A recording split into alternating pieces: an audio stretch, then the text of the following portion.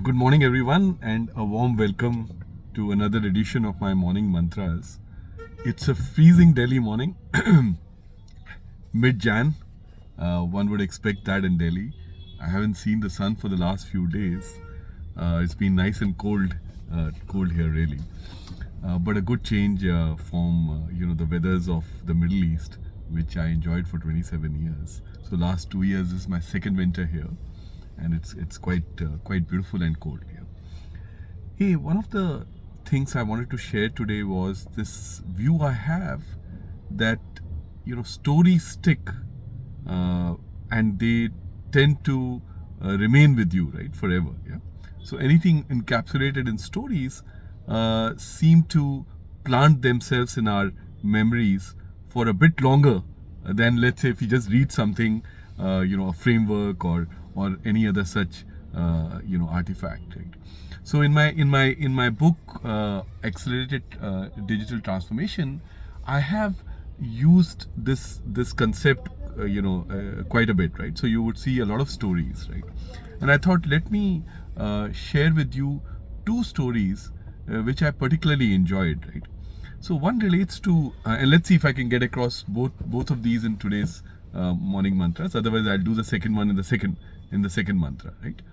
So the first one is, all of you've been part of enterprises will note that there are policies around corporate travel, right? So it's a policy-driven approach to corporate travel.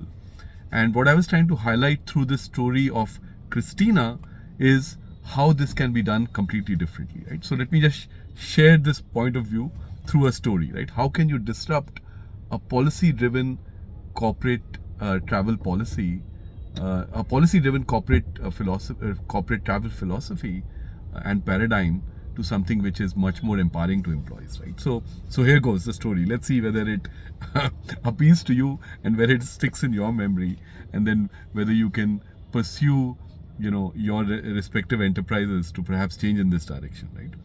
So this is Christina. Christina worked for FutureWorks, a robo manufacturer out of Palo Alto in California, specializing in making robos for the energy sector. Yeah. As a senior evangelist, she was on a flight almost once every 2 weeks, mostly to Asia. So a big corporate traveler. Yeah. FutureWorks had recently rehashed their corporate travel policy from being policy driven to empowering their staff to make their own travel decisions, but within an agreed framework. So freedom, but within a framework, right?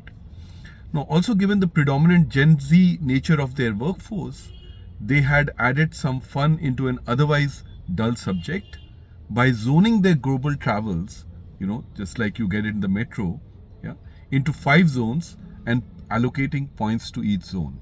Yeah. So, for example, if you go zone 1, you're giving X amount of points, and you decide what you want to do with those points, right?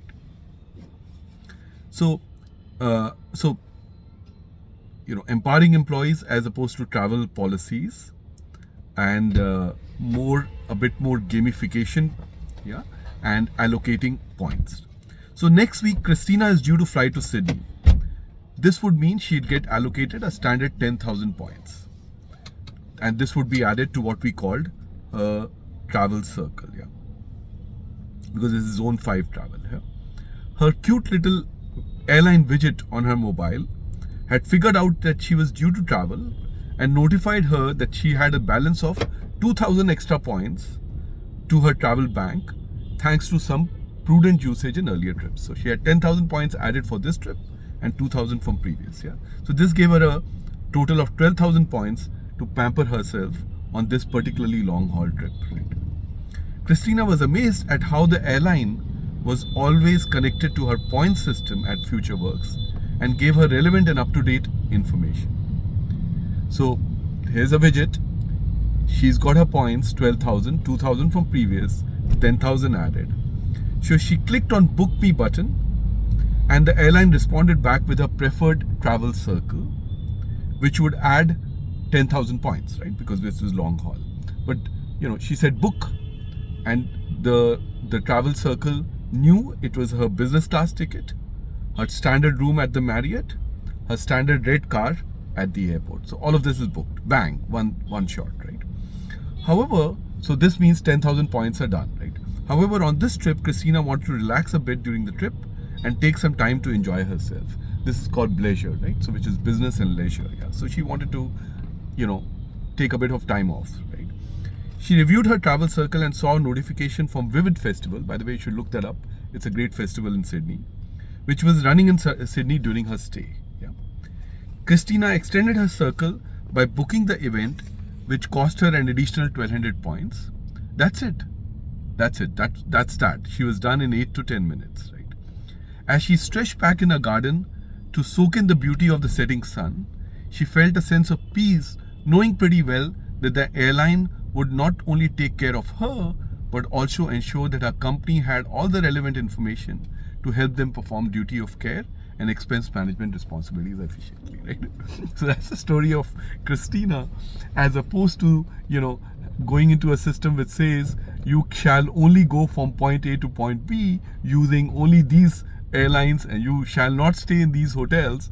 This particular idea was that you are empowered with the point system, right? And then you decide, and it doesn't cost a dime more to the company, right?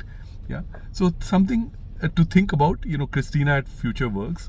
So one is, of course, the whole disruptive way that people think about various aspects of businesses today, in this case corporate travel, and second, of course, encapsulating these things into stories like Christina, which probably stay in people's mind and people can learn from it, right? So that's all for this particular story. Watch out my next episode where I'll talk to you about Chris and the Hatman story, which is around how customer obsession can come alive in a large enterprise, right? Through the art of storytelling. So cheerio, guys. Have a great day ahead, and those of us in the north of India, enjoy this biting cold. Bye bye.